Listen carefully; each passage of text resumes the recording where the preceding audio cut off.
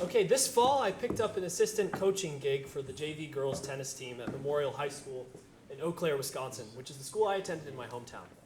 I work remotely, and all fall, this is the only thing that's gotten me up from my desk at the end of the day.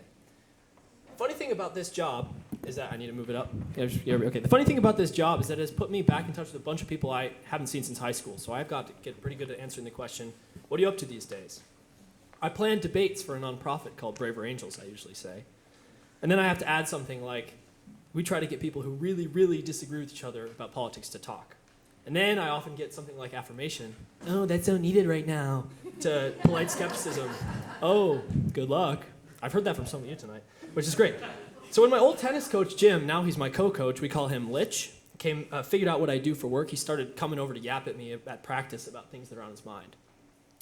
And on September 10th, when I showed up late to practice, he came right up to me and he said, do you know anything about this Charlie Kirk guy? And immediately I felt like I was in an action role-playing game like Skyrim, and I had 4 options to engage. I could engage, I could dodge, try and brush him off, I could lie, or I could monologue about my feelings. And I was tempted to brush him off because I was worried about damaging, he's really blue, and I'm moderate. I was worried about damaging a valued relationship.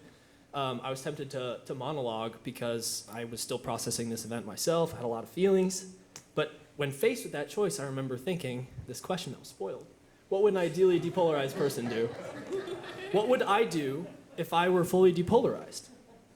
And the funny thing is, as soon as I asked myself that question, the right answer became completely apparent. Obviously, I should engage. Obviously, that was the right call. What I actually did, of course, was probably somewhere between engaging and monologuing, but that's besides the point. I'm working on myself. The point is that asking the question helped me decide how to act in an instant. So with the rest of my time, I want to persuade you that this question can help you too. Now that I've posed it, though, you might expect me to linger on the characteristics of this depolarized person. What do they like? What characteristics do they have? And I'm not going to do that because, suffice it to say, a lot of people have convinced me, and one of the people here is in the audience, that these depolarizing traits include curiosity, humility, patience, and courage in the face of fear. But my claim is that those depolarizing traits, whatever they are, can be channeled more frequently if we ask ourselves the right questions. Because political theorists have known since at least Hobbes' Leviathan that hypothetical devices, like the state of nature, for example, they have this peculiar capacity to help us clarify our moral judgments. They can help us isolate the features of a situation that we think we should care about and dismiss the things we shouldn't care about.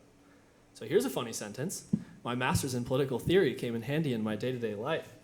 But I really think it did.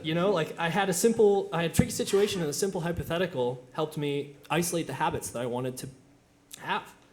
And that's the powerful move that I want to leave with all of you tonight. In these politically thorny situations, at work, in your personal life, I encourage you to ask, what would a depolarized person do?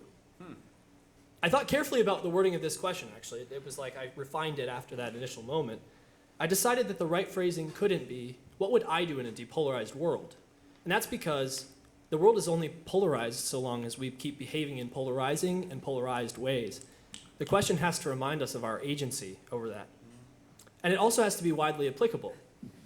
And the more I thought about that, the move, of course it's widely applicable. It occurred to me on a tennis court, for the first time. It's come in handy with like my step-grandfather Larry, who likes to talk in talking points, and it'll come in handy in Thanksgiving. At work at Braver Angels, it's been immensely helpful too.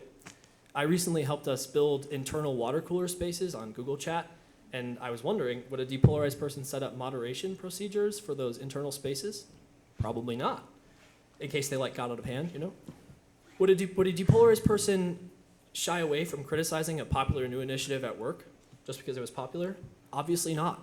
Would they create Instagram content by taking the most hyper, active snippets of a recent event? You get the idea.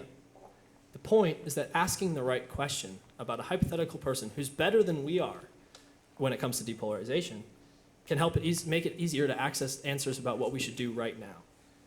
And maybe my question needs some improvement, and I encourage you to come disagree with me about it, but here's something that kind of feels right about it.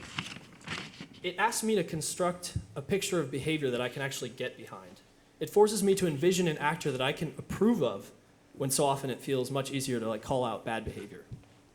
Organizations like mine and all of yours that are trying to succeed against polarization have to be in that business of offering competing visions. That begins at the individual level, I think, with each of us learning to ask, in this situation, what would a depolarized person do?